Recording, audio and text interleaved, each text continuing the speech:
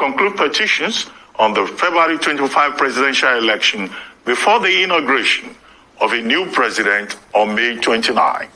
Agbakoba, in a statement he personally signed on Monday, urged the tribunal to adopt the procedures used for speedy conclusion of arbitration matters in its approach to the cases.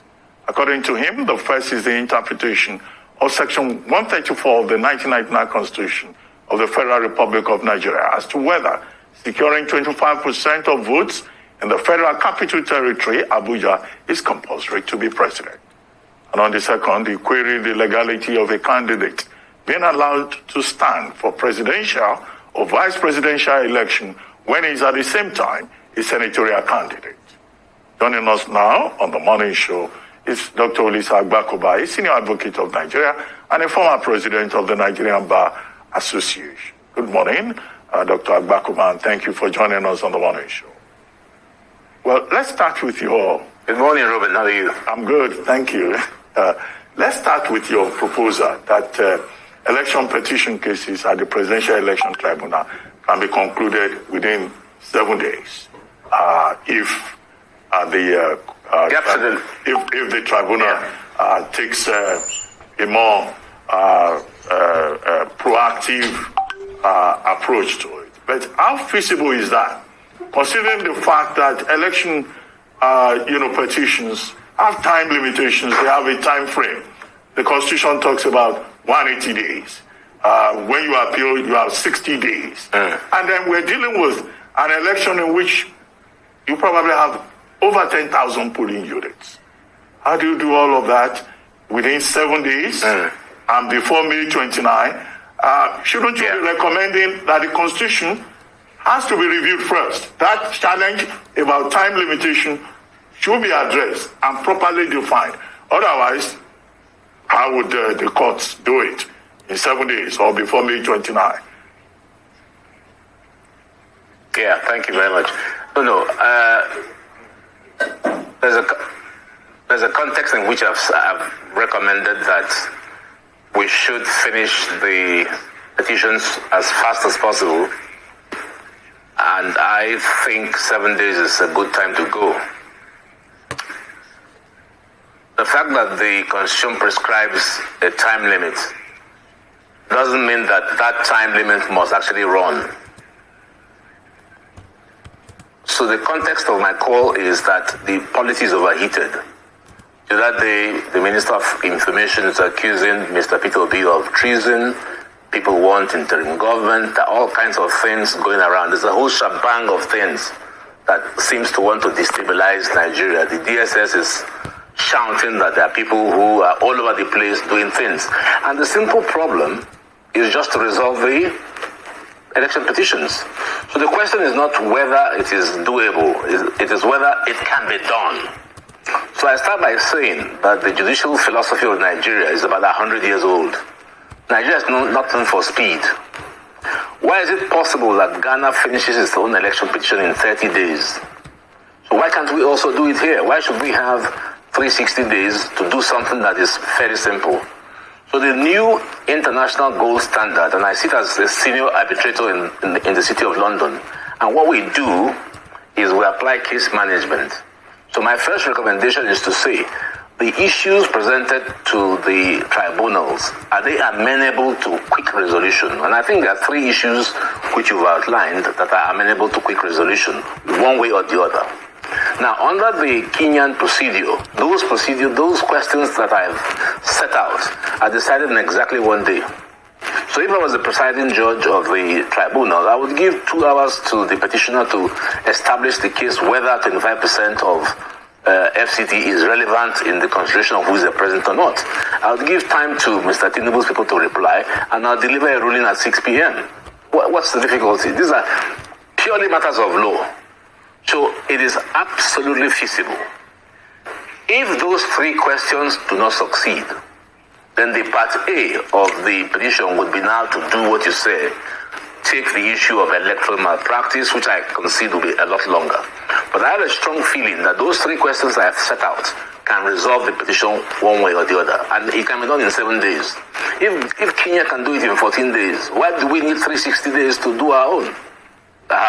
we not more highly judicially educated than Kenya? So come on, and I also, without criticizing the lawyers in the petition, since they filed the petition, I haven't heard anything from them. There's all sorts of procedures by which you can front-load a case, push it, set out procedural issues, set out jurisdictional issues for the tribunal to determine. That's number one. Two, the tribunal itself can offer its own motions, raise questions. So we've read all these petitions, and we think we can dispose of this petition if we set out some questions that, if taken, can resolve the entire thing. I'm concerned that the polity is overheated, and the way to go is to see if we can get the petitions resolved before May 29. The elections were in February. That's about 4 months. What's the difficulty about resolving these cases well before the handover? Kenya has a procedure whereby they lay out a policy. There shall be no inauguration until the petitions are complete. And in the OAS panel, which I was a member, we set out that procedure. There's a certain unfairness for a petitioner to challenge a president-elect who goes on to get inaugurated. That's what's causing all the problem. So let's give it a go. Let the judiciary give it a go. Let the lawyers in the tribunal give it a go to see whether we cannot accomplish what I've described in my letter. So that's the basis of my letter. All right. Well, thank you very much, Dr. Agbakoba. Good morning and good to see you. One of the things I'd like to ask you, you've painted a very good picture in terms of how things can work if it's settled as you recommended. However, there are still a few challenges, perhaps. As Dr. Abati cited, 180 days is the time stipulated, and then a further 60 days if you were to appeal the decision of the courts. Now, no. You're sorry to cut you. Yes. Sorry to cut you short. Yes, you are wrong. Okay. Nothing says you must take the 180 days. Nothing says you must take the 180 days. Yes, I said stipulated. Why do you that's the amount of time. Because there's a timeline. No, not. So I said that's the timeline given. You can go on the first day. Yes, I agree with you. But I said you can go in on the first day. But the applicant has 180 days. That's what I mentioned. But you're recommending that It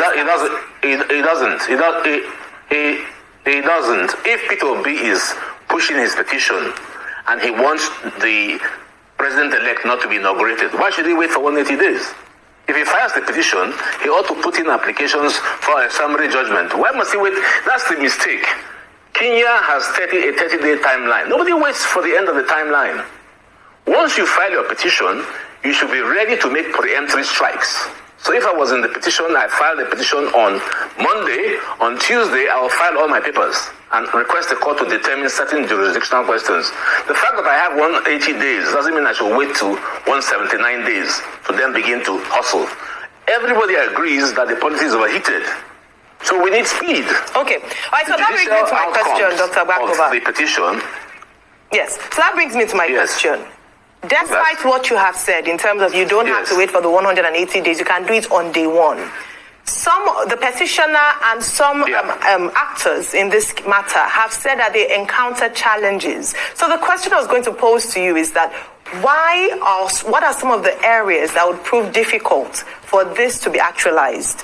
This picture you painted in terms of 7 days, you can have it sorted. What are some of the challenges? I bring to question, or perhaps ask you the question around the access, for instance, to the back end or CTC of an INEC preventing that access, delays in getting your materials ready for the case. Are these some of the deliberate, perhaps, or not deliberate issues that might come up in making your proposal a reality? Yeah.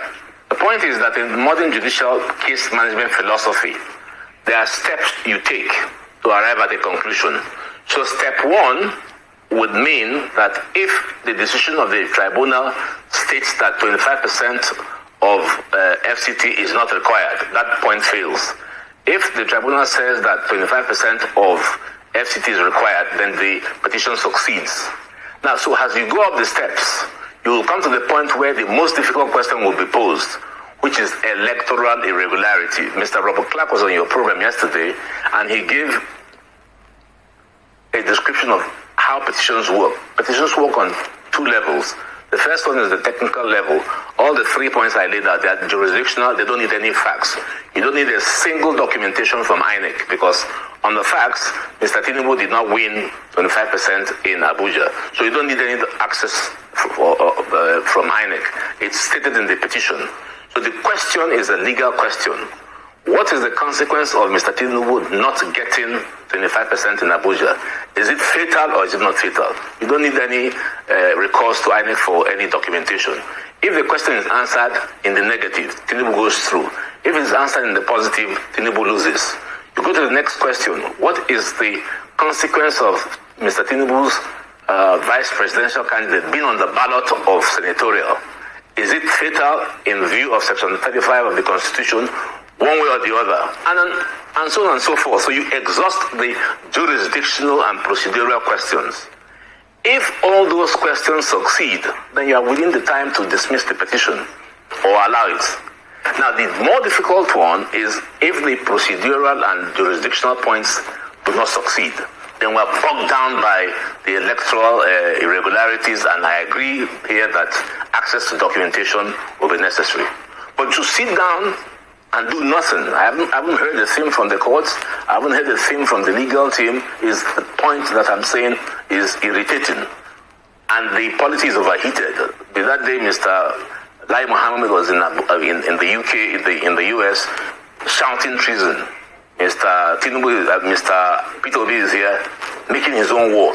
But we can resolve all this and have peace if the petition is decided one way or the other on technical points. If it fails, and I take the point that it's possible that it will fail, then we go to step 2, which is evidential hearings. Well, you recently expressed doubt about the capacity, or maybe we use a milder word, the ability of our courts to deliver untainted justice. And hence the reference to the Ahmad Lawan case. Now, look also at the lawyers. They wait till the last day, the very last day before they file petitions. So, don't we have a problem of capacity here and also integrity? What people can do, once upon a time in this country, election petitions used to take 3 years. Even the 180 days outer limit now is an improvement. And now you are saying, oh, you can do this thing in 7 days. Would that not subvert the objective of justice? The speed. So long as you deliver a good decision, if you give a man an opportunity to say, you are saying that Mr. Tinubu should not be president on the basis that he didn't win this. Tell me why. Do you need 20 days to do that? You don't need 20 days. It's a legal question whether and in Section 134 is contiguous or not. It's very simple. A bench ruling can be given on that. I've done big arbitrations in the City of London and decided the point in 3 hours. So there's nothing that... You see, the problem is our judicial philosophy. I'm just looking at the Kenyan one. It says here, sustaining judiciary transformation. That's the Kenyan one. Sustaining judiciary's transformation. How can this country, the so-called giant of Africa, run a judicial system that is 100 years old? That's the problem. The NJC is not doing anything to create a new... Yes? You know, I get that point about best practices, about gold standard and all of that. But this Section 134, you have referred to it about twice now as one of the questions to be addressed. Now, you raised the issue in January when you wrote a letter to INEC asking INEC for a possible interpretation of Section 134. Well, I would like to know whether you got a reply.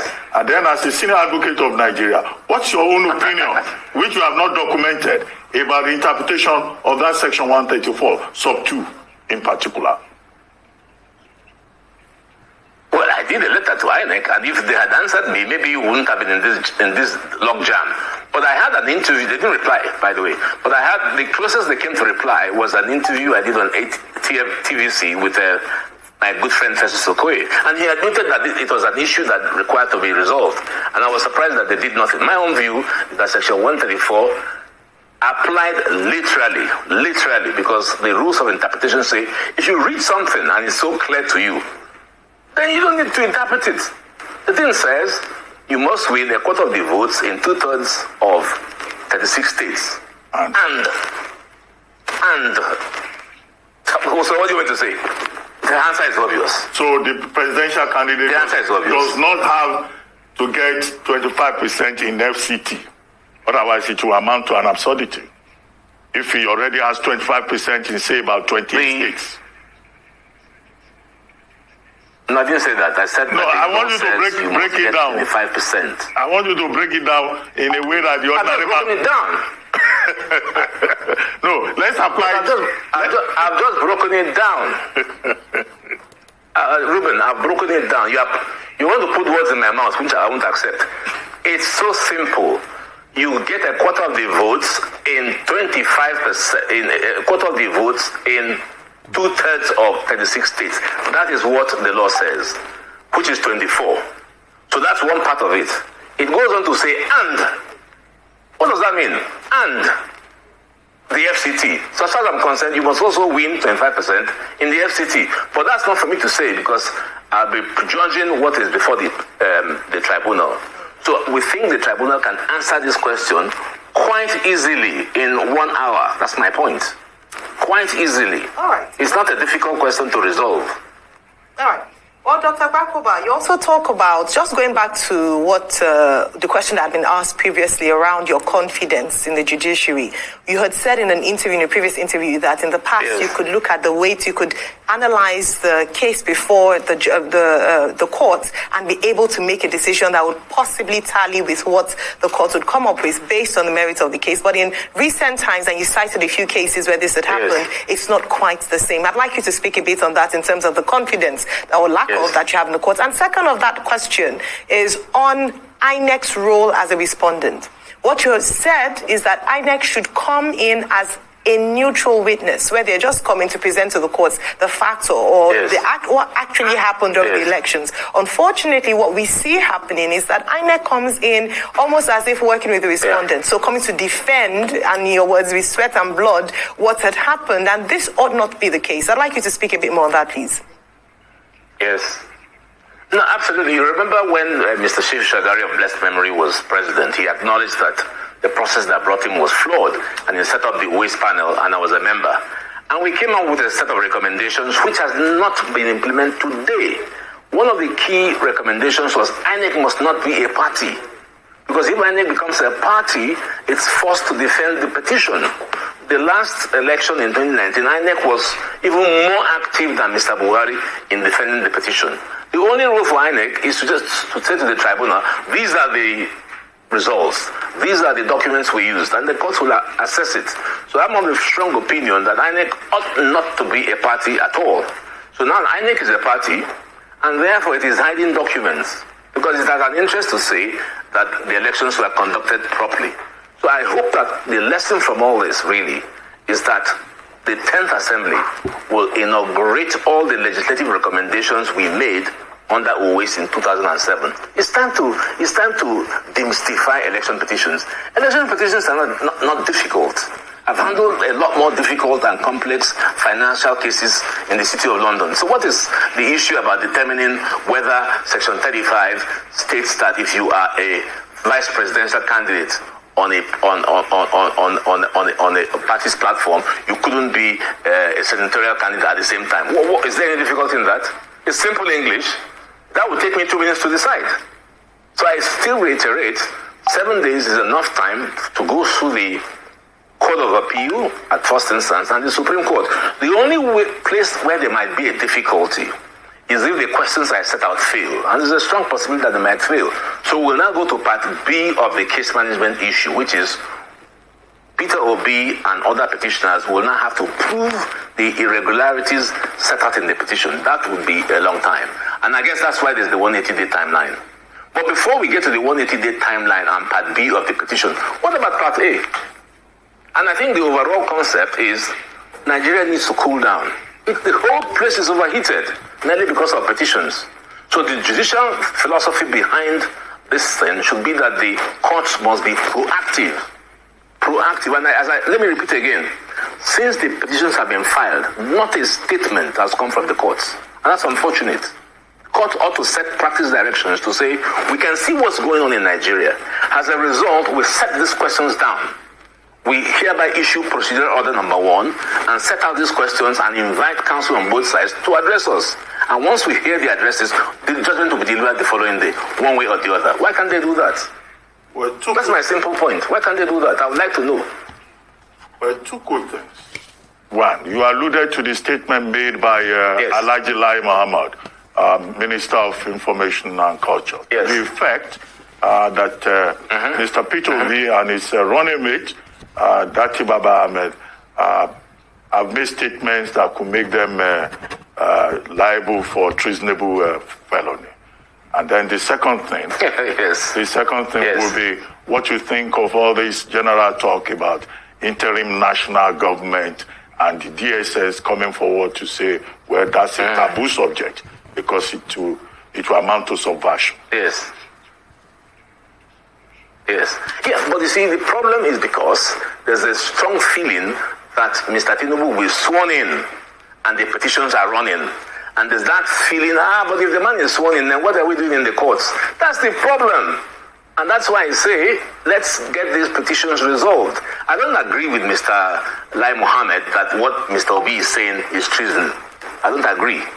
But if we go below what the problem is, it's to do with the fact that Mr. Tinubu is likely to be sworn in on 29th of May 2023, whilst the petitions are not even heard. So why don't we try, even if we fail? Suppose my theory of 7 days doesn't work, but let us try now.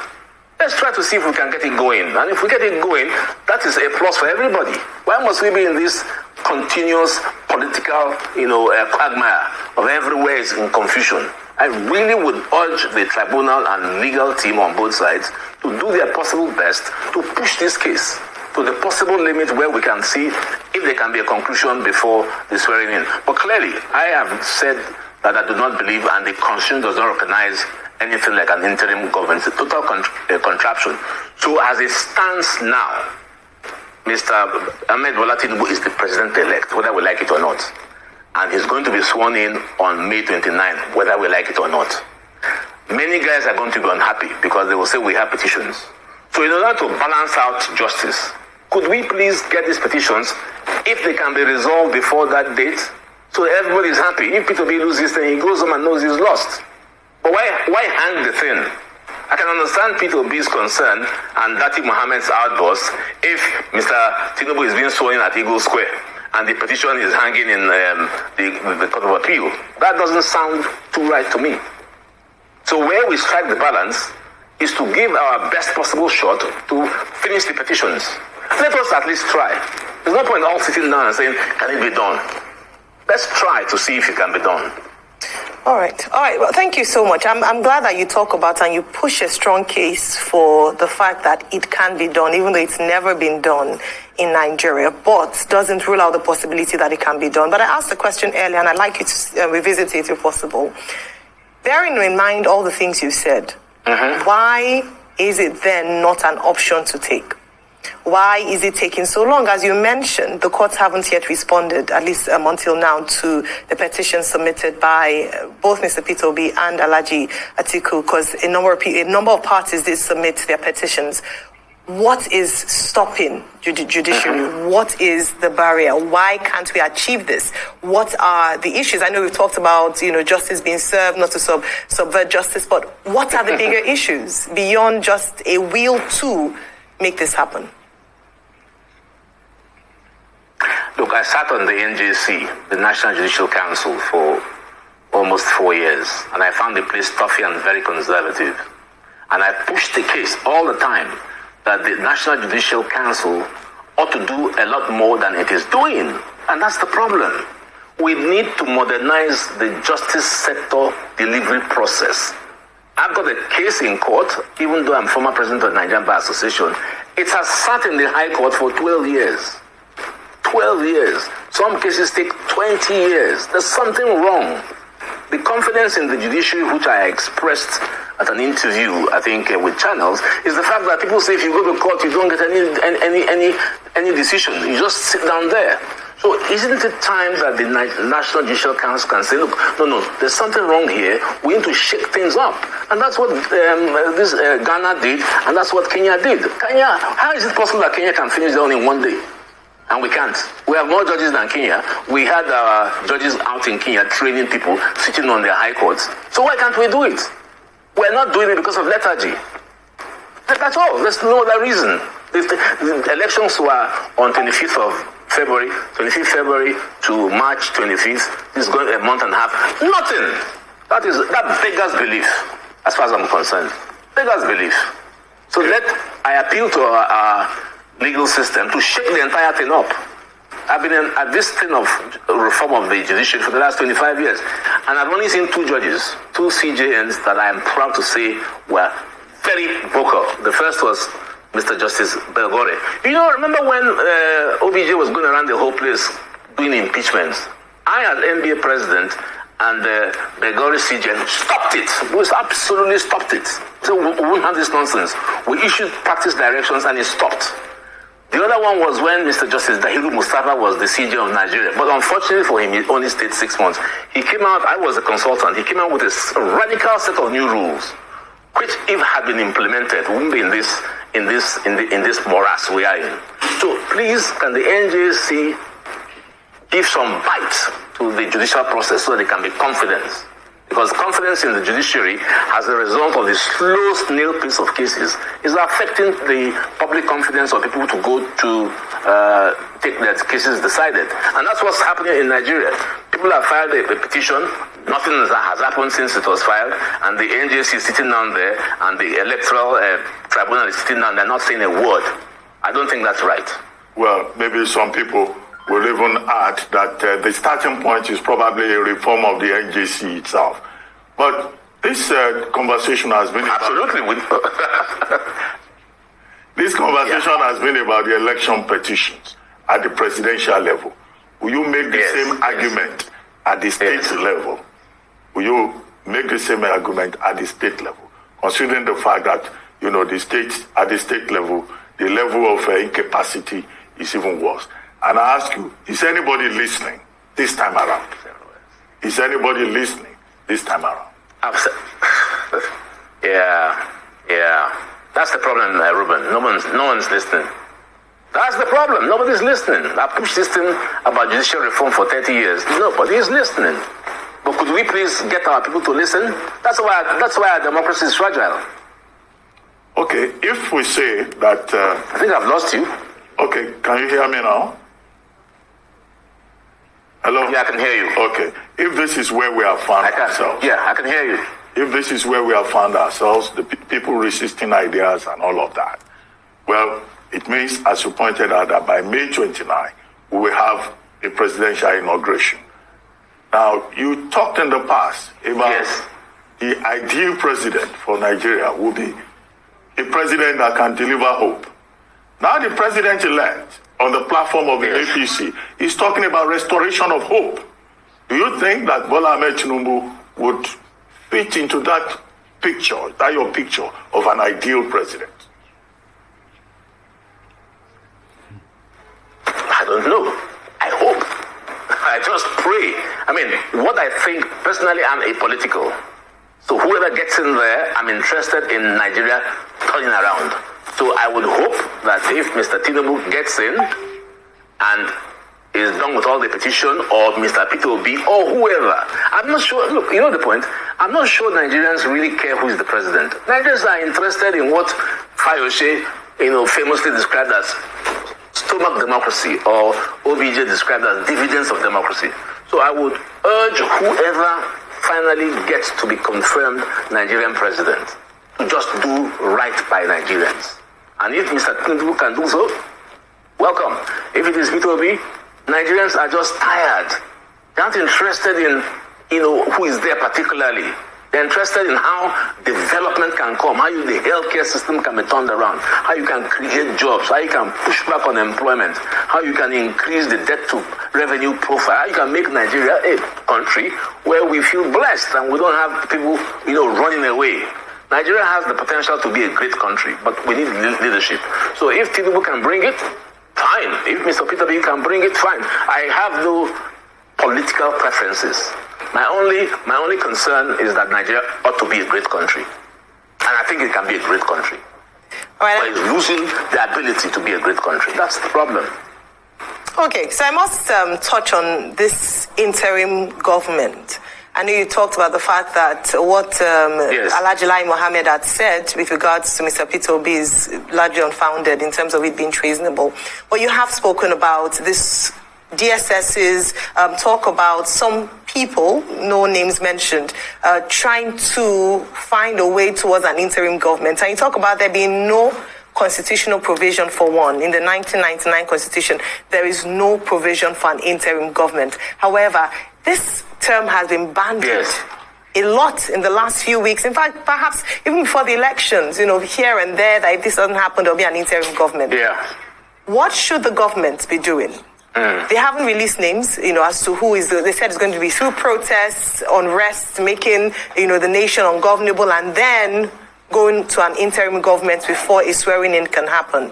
What's your take on this? If there's no provision for it in the Constitution, who are the people clamoring for it? How will this? How do they hope to go about doing this? And how can this be nipped in the bud? Yeah, see, but that's the whole essence of what I've been saying. The problem is what we call in logic cause and effect.